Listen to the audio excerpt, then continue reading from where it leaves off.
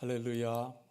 하나님 귀하신 은총이 오늘도 예배하는 여러분들 위해 충만하게 임하시길 주의 이름으로 축원합니다. 지난 3주 동안 요한복음 15장의 말씀을 우리가 함께 나누면서 하나님이 주시는 귀하신 뜻을 우리가 함께 나눴는데 유독히 이 요한복음 15장의 말씀을 보면서 오늘 이 본문 15절 중반절에 있는 말씀, 예수님께서 어떤 말씀을 주시는가 하면 너희를 친구라 하였노니, 너희를 친구라 하였노니, 우리를 뭐로 부르셨어요? 친구다. 이 말씀을 그냥 우리 넘어가서는 좀 안 되겠다 이런 생각이 들어서 이 본문의 말씀을 다시 한번 살피면서 주님께서 우리에게 왜 이런 말씀을 주셨을까 다시 한번 생각해 보고 은혜 받고 힘 얻는 시간이 되기를 바라겠습니다. 우리 예수님께서 말씀하시기를 너희를 나의 친구라 하였노니, 사실 이 말씀을 보고 또 봐도 참 놀라운 말씀이 아닐 수가 없어요. 어떻게 예수님은 당신의 제자들을 친구라고 부를 수 있었을까? 제자들에게 하신 말씀이잖아요. 이 말씀이 어떻게 친구라 이렇게 제자들에게 말씀할 수 있었을까? 참 놀라운 말씀인데요. 이런 예수님의 모습 속에서 우리는 예수님의 권위 의식이라든지 또 나는 스승이고 너희는 제자야, 이런 어떤 그 차별 의식 같은 것은 전혀 찾아볼 수 없는 것을 우리가 보게 되지요. 우리가 야고보서 2장 23절을 보면은요, 이런 말씀이 기록이 되어져 있습니다. 자, 아브라함이 하나님을 믿으니, 그렇죠? 아브라함이 하나님을 믿으니 이것을 하나님이 어떻게 여기셨다고요? 의로 여기셨다는 말씀이 이루어졌고, 그리고 그 다음을 한번 읽어보세요. 그는 하나님의 벗이라 칭함을 받았나니 그랬어요. 자, 아브라함이 하나님한테 어떤 말씀을 들었어요? 너는 나의 벗이야, 나의 친구야, 이런 말씀을 들었다고 하는 내용이 야고보서 2장 23절에 기록이 되어져 있습니다. 이제 이 말씀을 보면서 오늘 요한복음 15장에서 말씀하신 예수님의 말씀 어떤 의미인지를 좀 알 수 있을 것 같아요. 자, 아브라함은요, 하나님을 믿은 이후에 하나님의 친구라고 불려졌다고 했어요. 자, 아브라함이 하나님을 믿었고 하나님께서 아브라함의 그 믿음을 보시고 그를 의로운 사람이라고 인정을 해 주셨다는 거예요. 그렇죠? 의로운 사람으로 인정을 해 줬다. 바로 이 아브라함을 의로운 사람으로 인정한 이 일과 하나님께서 아브라함을 벗이라, 친구라 불러주신 이 일이 깊이 연관되어 있는 것이다. 이것을 우리가 깨닫게 되는 거예요. 그리고 창세기 18장 17절로 19절에 보면 이런 말씀이 나와요. 여호와께서 이르시되 내가 하려는 것을 아브라함에게 숨기겠느냐. 그리고 아브라함은 강대한 나라가 되고 천하 만민은 그로 말미암아 복을 받게 될 것이 아니냐. 내가 그로 그 자식과 건석에게 명하여 여호와의 도를 지켜 의와 공도를 행하게 하려고 그를 택하였나니 이는 나 여호와가 아브라함에게 대하여 말한 일을 이루려 함이니라. 이렇게 말씀을 하셨는데요, 여기서 중요한 게 17절 말씀인데 17절에서 그렇게 말씀했잖아요. 내가 하려는 것을 아브라함에게 숨기겠느냐. 내가 하려는 것을 아브라함에게 숨기겠느냐. 이 말씀을 읽을 때 내가 지금 하려고 하는 이 일을 어떻게 나의 친구인 아브라함에게 숨기겠느냐, 이렇게 읽으면 그 의미가 더 가까이 다가오겠지요. 여러분, 친구 간에는 뭐가 없어요? 보통 비밀이 없다고 그러잖아요. 친구 간에는 부모에게도 안 한 얘기들을 다 얘기하는 사이가 친구예요. 그런데 아브라함을 친구로 여기신 우리 하나님, 이제 아브라함에게 앞으로 하시려고 하는 모든 계획을 말씀해 주셨다는 거지요.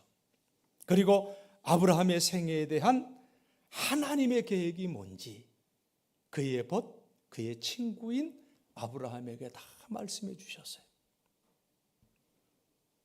자, 우리가 이것을 말씀으로 그냥 읽으니까 그랬구나 이래 생각할 수가 있는데, 이건 사실 아브라함에게 있어서 엄청난 일이 일어난 거예요. 이 보통 일이 아니에요. 사실 우리가 창세기를 쭉 읽어가다 보면 창세기 12장에서 참 이상한데 하는 게 한 가지를 우리가 보게 되는 게 뭐냐면, 어느 날 이 아브라함의 아버지 데라가 갈대아 우르를 떠나 하란으로 가요. 하란으로 가고, 그리고 이제 이 하란으로 이사를 하는 것부터 이제 의문이 생기기 시작하는데, 전에도 한번 말씀드린 기억이 있는데, 우르라고 하는 것은 사실 이 고대 문명의 이제 하나의 발상지 같은 곳이에요. 그건 우리 한국으로 얘기하면 서울이에요. 문명의 중심 도시예요. 그런데 이 데라가 왜 그 우르를 버리고 그 모든 식구를 데리고 하란으로 이사를 갔을까? 이게 의문이고요. 이제 시골로 간 거예요. 그리고 또 거기서 데라가 죽습니다. 이사를 하고 난 다음에 죽어요. 이 데라가 죽자 아브라함은요, 하나님으로부터 말씀을 듣는데, 이곳을 떠나 내가 너에게 지시하는 땅으로 가라고 하는 말씀을 하란에서 듣게 되는 거예요. 그 말씀이 12장의 말씀인데, 도대체 하나님께서 어떤 계획이나 생각도 말씀해 주시지 아니하시고 왜 아브라함을 이렇게 불러 인도해 냈을까 하는 것이 12장에서부터 시작되는 의문입니다. 그런데 그 의문이 창세기 18장에 가서 이제 풀리기 시작해요. 결국 아브라함을 하나님이 부르신 이유가 뭐냐? 모든 사람을 위한 복의 근원으로 삼기 위해서 하나님이 아브라함을 불렀다는 것을 창세기 18장에 가서 하나님이 말씀을 해주시지요. 그리고 하나님은 하나님을 믿는 가정의 자녀들이 얼마나 축복을 받는지 보여주시기 위해서 아브라함을 선택한 것임을 보여주셨다는 거예요. 아버지 데라가 식구들을 데리고 우르를 떠난 것은 사실은 아브라함을 약속의 땅으로 들여보내시기 위한 하나님의 계획이었구나라는 것을 이후에 깨닫게 된다는 거예요. 자, 이러한 아브라함을 향해서 우리 하나님께서 어떻게 부르셨느냐? 나의 벗 아브라함, 나의 친구 아브라함, 이렇게 부르셨다는 거예요. 친구, 아주 친밀한 관계. 이 하나님과 친밀한 관계 속에 들어가게 되면 결국에는 누구의 생각을 알게 되는 거예요? 하나님의 생각을 알게 되죠. 그렇죠? 내 삶에 대한 하나님의 계획이 뭘까? 내 삶에 대한 하나님의 목적이 과연 뭘까? 이걸 알게 되는 거예요. 그러니까 하나님과 친밀한 관계로 들어가게 된다면 내 삶 속에 정말 엄청난 일이 일어나게 되어져 있다. 믿습니까? 그래요. 하나님과 친밀한 관계 속에 우리가 들어갈 때 우리 안에 내 삶 속에 엄청난 일이 일어나기 시작한다는 것을 여러분 믿으시기 바랍니다. 모든 것이 불확실한 상태에서 모든 것이 분명한 상태로 변화되고요. 마치 시야가 뿌였던 것이 눈에 맞는 안경을 쓰니까 그냥 앞이 환하게 밝아지는 것과 비유되는 그러한 말일 거예요. 자, 그런데 사람들이 많이 오해하는 것이 뭐냐면 하나님과 친구가 되려면 노력을 많이 해야 되겠구나. 하나님과 친구가 되려면 이런 토속 종교에서는 뭐를 열심히 해야 돼요? 신과 가까이 되려면 정성도 잘 바쳐야 되고 시성도 드려야 되고 백일 기도도 해야 되고, 그죠? 그러니까 사람들이 어떤 그 오해를 하냐면, 야, 내가 하나님과 친밀한 관계가 되려면 노력 많이 해야 되겠지? 이런 생각을 해요. 그러면서 결국 나 같은 사람보다는 소수의 선택된 사람들만이 하나님과 친구가 되는 것이다, 이렇게 오해할 때가 많이 있어요. 여러분 그렇습니까? 정말 그렇게 생각합니까? 오늘 본문 14절 15절에 보면 너희는 내가 명하는 대로 행하면, 그랬어요. 내가 명하는 대로 행하면 곧 나의 친구라, 이렇게 말씀을 했어요. 이제부터는 너희를 종이라 하지 아니하리니 종은 주인이 하는 것을 알지 못함이라. 너희를 친구라 하였노니 내가 내 아버지께 들은 것을 다 너희에게 알게 하였음이라, 이렇게 예수님께서 말씀하셨습니다. 자, 제자들에게 이 말씀을 주셨는데 저는 사실 이 말씀이 어릴 때는 전혀 이해가 안 돼서요. 아니, 어떻게 제자들을 향해서 너는 우리의 친구야, 나의 친구야, 이렇게 말을 할 수가 있었을까? 여러분, 예수님의 제자들은요, 사실 예수님의 친구가 되기에는 자격이 있는 사람들이요, 자격이 없는 사람들이요. 이제 혼란이 오십니까? 자격이 있는 사람들이, 없는 사람들이, 예수님의 제자야 라고 이렇게 인정받을 만한 자격이 있는 사람들이 아니에요. 물론 예수님께서 제자로 부르셨지만 정말 이 12 제자는 예수님의 제자로서 합당한 삶을 살고 있는 자격이 있는 자들이야, 이렇게 얘기할 수 있는 사람들이 아니에요. 아니잖아요. 왜 아니에요? 그들은 3년여 동안 예수님을 따라다녔던 사람들이에요. 그렇죠? 같이 먹고 같이 자고 같이 행동하고 그러면서 예수님이 주신 말씀을 들었던 사람들인데, 그들은 예수님이 십자가에 달리는 그 시간까지 예수님과 같은 생각을 했어요? 다른 생각을 했어요? 정확히 얘기하면 다른 꿈을 꾸고 있었던 사람들이 제자예요. 제자들은 한 번도 예수님과 똑같은 방향을 바라본 적이 없었다는 거예요. 어떻게 하면 예수님이 힘을 얻었을 때 나도 한 자리 차지할 수 있을까? 이 세상적인 출세 욕망에만 가득했던 사람들이지, 예수님의 십자가를 한 번도 보지 못했던 사람들이 예수님의 제자예요. 그런데 그러한 제자들을 향해서 예수님이 뭐라고 얘기하세요? 나의 친구라 말씀을 하셨대요. 말이 안 되는 얘기예요. 그리고 요한복음 13장에 보면 예수님께서 제자들의 발을 씻어주는 장면이 기록이 되어져 있어요. 그때 예수님께서 요한복음 13장 7절에서 이렇게 말씀을 하시죠.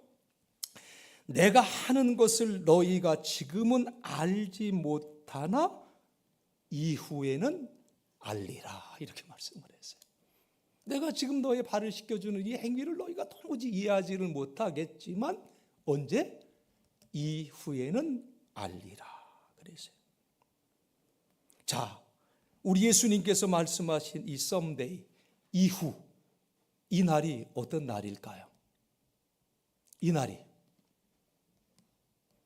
우리 김삼호 권사님이 오늘 왜 자꾸 물어보냐고 막 나한테 인상을 쓰고 계세요.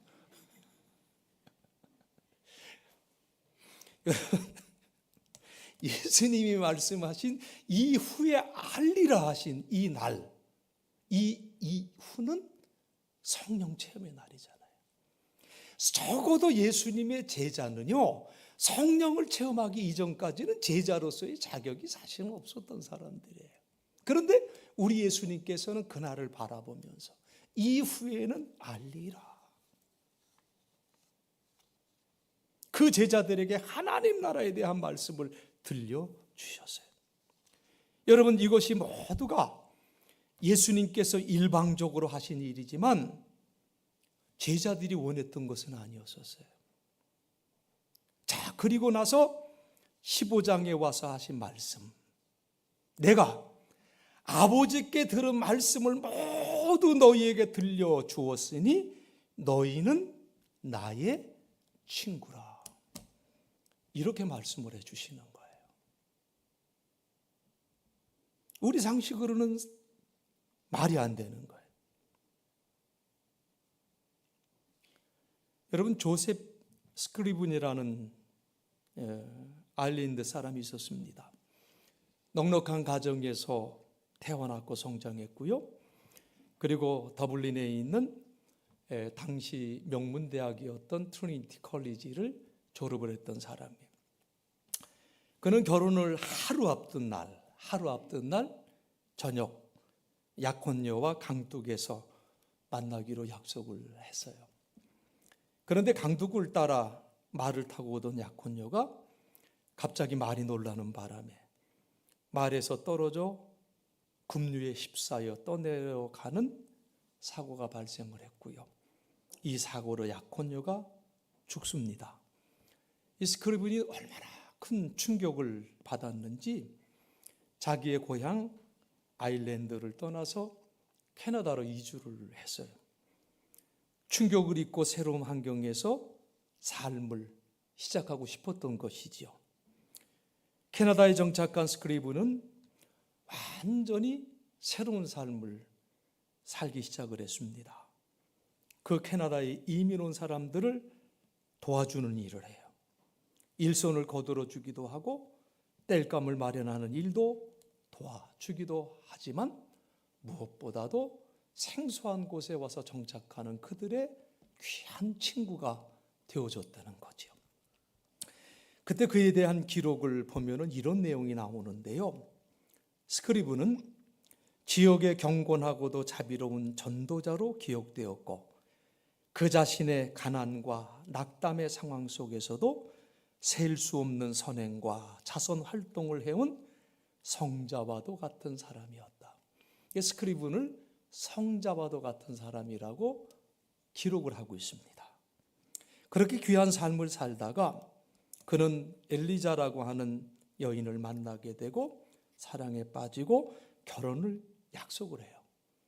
그런데 이번에도 결혼을 몇 주 앞두고 엘리자가 폐렴에 걸려서 죽고 맙니다. 스크리븐의 불행은 여기서 끝나지를 않았어요. 미처 마음을 추스리기도 전에 고향 아일랜드에 살고 계시는 어머니가 사경을 헤맨다고 하는 소식을 들어요. 어머니의 임종을 지켜야 되는데 거기서 캐나다에서 영국 가는 게 쉽나요? 너무 가슴을 아파하며 하나님 앞에 간절히 기도하다가 정말 간절히 기도하다가 어머니를 위해 시를 쓰게 되는데 그 시를 제가 번역해 보았는데 내용은 이렇습니다. 우리의 모든 죄와 비통을 짊어지신 예수님, 얼마나 좋은 친구인가. 기도로 모든 것을 하나님께 맡길 수 있으니 얼마나 큰 특권인가. 우리는 자주 평화를 빼앗기네. 우리는 불필요한 고통을 지고 가네. 이 모든 것은 우리가 기도로 하나님께 아뢰지 않았기 때문입니다. 그리고 이어지는 그 시에 이런 내용을 씁니다. 우리에게 시련과 유혹이 있나요? 어딘가에 어려움이 있나요? 우리는 결코 낙담하지 말고 기도로 주님께 아뢰십시오. 우리의 모든 슬픔을 나누어 가지시는 그렇게 신실한 친구를 찾아볼 수 있나요? 예수님은 우리의 모든 약함을 알고 계시니 기도로 주님께 아뢰십시오 라고 하는 시를 그가 쓰게 됩니다. 자, 이 시는 스크리븐이 그동안 많은 상처와 힘든 시간을 보내면서도 그를 친구로 받아주신 하나님과 깊은 교제를 나누고 있었던 그의 신앙 고백을 담은 것이었다. 이렇게밖에 볼 수가 없어요. 나중에 이 시에 찰스 클로즈 캄버스라고 하는 미국의 작곡자가 1868년 곡을 붙여서 찬송가로 많은 사람들에게 불려지게 됐는데 그 찬송이 우리가 사용하고 있는 찬송가 369장 죄짐 맡은 우리 구주 어찌 좋은 친구인지 라고 하는 그 찬송가예요. 이 스크리븐은 그의 어머니를 위해 썼던 이 시가 참 귀한 찬송가가 되어서 많은 사람들에게 불려지고 고백되어질 것은 생각하지 못했을 거예요.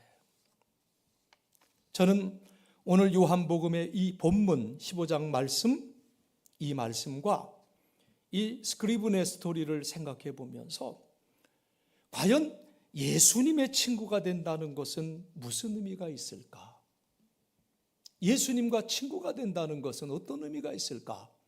생각해 보면서 5가지를 정리해 봤어요. 첫째로 우리가 예수님의 친구가 된다는 것은 전적으로 그것은 하나님의 은혜인 줄로 믿습니다. 우리에게 예수님의 친구가 될 수 있는 자격이 있기 때문이 아니라 예수님께서 일방적으로 우리를 향해서 친구라고 불러주셨다는 거죠. 진정한 친구 간에는 뭐가 없다고 그랬습니까? 비밀이 없다고 그랬어요. 예수님도 그렇게 생각하셨던 것 같아요. 15절에서 내가 내 아버지께 들은 것을 모두 너희에게 말해 주었으니까 너희는 나의 친구라고 말씀을 했어요.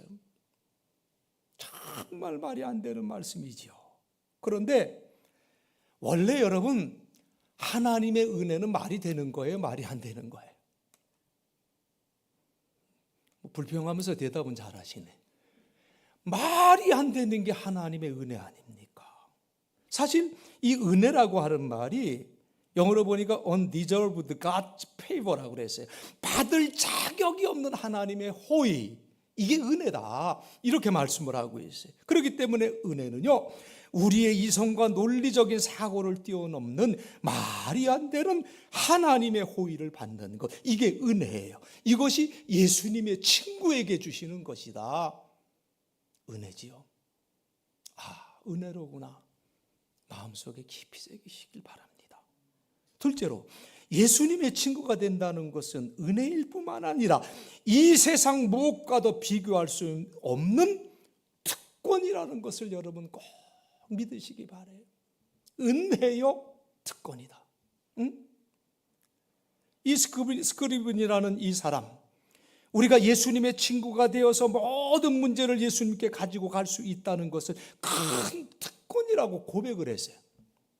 여러분, 이 세상에는 많은 사람들이 살고 있지요.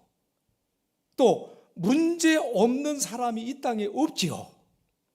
사람마다 여러 가지 문제를 안고 여러 가지 고민을 안고 우리가 이 땅에 살아가고 있지만, 그러나 예수님의 친구가 된 사람들은 다르다는 거예요. 이 스크리븐의 찬송가 가사를 다시 보기를 원하는데, 우리말로는 우리네 그 찬송가에는 의역이 되어 있어요. 그렇지만 본 뜻에는 충실하게 개사를 했는데 369장 2절의 찬송 가사지요. 한번 같이 조용한 마음으로 한번 읽어볼까요? 근심, 걱정, 모든 괴로움 없는 사람 누군가? 부질없이 낙심 말고 기도드려 아뢰세. 이런 진실하신 친구 찾아볼 수 있을까? 우리 약함 아시오니 어찌하니 아랠까? 여러분, 이게 얼마나 놀라운 특권입니까? 이 특권이 예수님의 친구된 여러분에게 주셨다. 믿으시고 힘 얻으시기를 간절히 바랍니다. 은혜요 특권이에요. 그리고 예수님의 친구가 된다는 것은 은혜요 특권일 뿐만 아니라 은혜와 특권 받았으니 우리가 어떻게 살아가야 돼요? 예수님처럼 살아가야 되죠. 그렇죠? 예수님의 친구가 된다는 것은 예수님처럼 살아가는 거, 예수로 살아가는 거예요. 그게 친구예요. 그러니까 삶의 목적과 삶의 스타일이 달라진다는 거예요. 스크리븐에 대한 기록 앞서 말씀드렸지만 그는 동네 사람들에게 자성과 경건과 그리고 자신의 필요를 돌아보지 않는 사람으로, 진실한 사람으로, 성자와 같은 사람으로 존경을 받았다고 말씀을 하고 있어요. 여러분은 예수님의 친구가 되기를 원하십니까? 그 소원을 갖고 사는 분들은 지금까지 살아왔던 자신의 이기적인 삶의 방식을 버리고 예수로 살아가시길 주의 이름으로 축원합니다. 그게 예수님의 친구예요. 그리고 예수님의 친구가 된다는 것은 예수님을 사랑하는 것인 줄로 믿습니다. 예수님을 사랑하는 삶, 예수님의 말씀을 생각하고 실천하는 삶으로 증명이 되어야 되는 것 아니겠습니까? 오늘 본문 14절에서 너희는 내가 명하는 대로 행하면 곧 나의 친구라고 말씀을 했어요. 내가 너희에게 명한 것을 행하면 너희는 곧 내 친구야. 예수님께서 그렇게 말씀해 주셨어요. 이 말씀을 여러분 문자적으로나 율법적으로 우리가 이해해서는 안 돼요.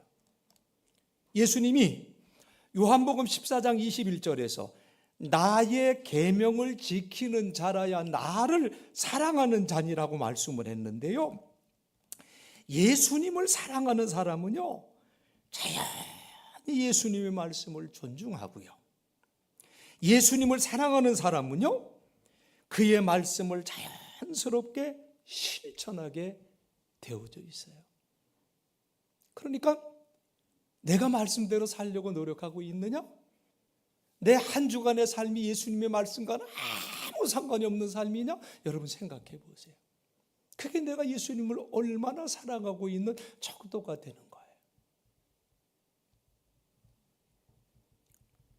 주님 말씀 안에서 그 말씀 잘 듣고 깨닫고 실천하면서 예수님의 친구로서의 복된 삶을 살아가는 우리 모두가 다들 되었으면 참으로 좋겠습니다.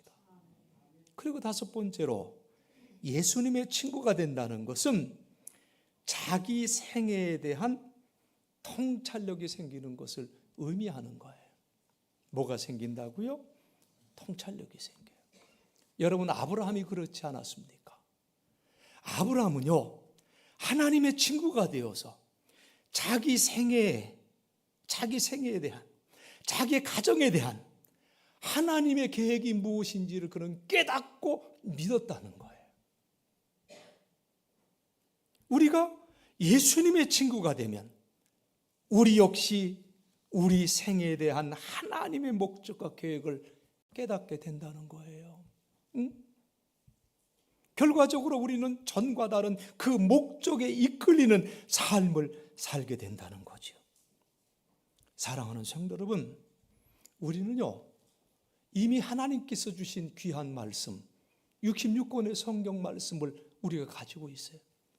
이 안에 하나님께서 우리에게 모든 것을, 그 뜻을 다 말씀해 주셨고, 그리고 예수 그리스도를 통해서 천국의 복음을 우리는 들은 사람들이에요. 그리고 우리는 이미 예수님의 친구가 되어진 사람들입니다. 우리는 어떤 상황 속에서도 절대로 혼자가 아니에요. 언제 어디서나 진실하신 우리의 친구, 나의 친구 되시는 예수님이 함께 하신다는 것을 믿으시기 바랍니다. 여러분들이 가지고 있는 걱정, 여러분들이 가지고 있는 불안과 이 모든 고통들 주님께 말씀드리시기를 바랍니다. 스크리븐이 고백한 대로 주님께 말씀드리지 않아서 주님이 약속하신 평화를 잃어버리고 쓸데없는 고통을 안고 내가 살아가야 될 이유가 여러분 없어요. 이런 귀한 삶을 사는 것, 예수님의 친구가 된 복된 삶이라는 것을 여러분 믿으시고요. 오늘 본문 14절의 말씀에서 너희는 내가 명하는 대로 행하면 곧 나의 친구라 하신 이 말씀을 마음속에 꼭 새기시고요. 예수님의 친구가 된다는 의미는 하나님의 은혜요, 그 무엇과도 비교할 수 있는 특권이고 하나님의 특권이고, 그렇기 때문에 우리는 예수님처럼 살아가고 예수님을 사랑하고 내 생에 대한 통찰력이 예수님 안에서 보여지는 귀한 삶을 살게 되는 거죠. 이게 은혜예요. 이게 은혜예요. 이게 놀라운 은혜예요. 이 은혜를 허락하기 위해서, 이 은혜를 우리에게 하나님 주시기 위해서 예수님 이 땅에 보내셔서 십자가를 통해 우리를 구원해 주시고 부활 승천하셔서 하늘나라의 영원한 영생을 우리에게 약속해 주시고 지금도 살아 역사하셔서 성령으로 우리와 함께 하시는 주님이시지요. 이 삼위일체 주님을 여러분 꼭 붙드시고 이 한 주간도 말씀 안에서 승리하시는 삶을 사심으로 예수님의 친구로서 여러분 귀한 은혜 누리는 한 주간 되시길 주님의 이름으로 간절히 축원드리겠습니다. 기도하겠습니다. 하나님 감사합니다. 오늘 주신 귀한 말씀을 통해서 너희는 내가 명하는 대로 행하면 곧 나의 친구라 말씀하신 이 말씀이 오늘을 살아가는 나에게 주시는 말씀이기에 주여 정말 말도 안 되는 이러한 놀라운 복을 내가 받았음을 감사하면서 이 말씀 안에서 주시는 하나님의 놀라운 은혜와 특권을 하나님 붙들고 예수로 살아가며 예수를 사랑하며 예수 안에서 보여주시는 그 길을 힘있게 걸어가는 가운데 승리하는 삶을 살게 하시고 남을 살게 하는 복된 삶을 살게 하여 주옵시고 하나님께 영광이 되는 복된 삶 살게 도와 주옵소서. 예수님 거룩하신 이름 받들어 간절히 기도드리옵나이다. 아멘.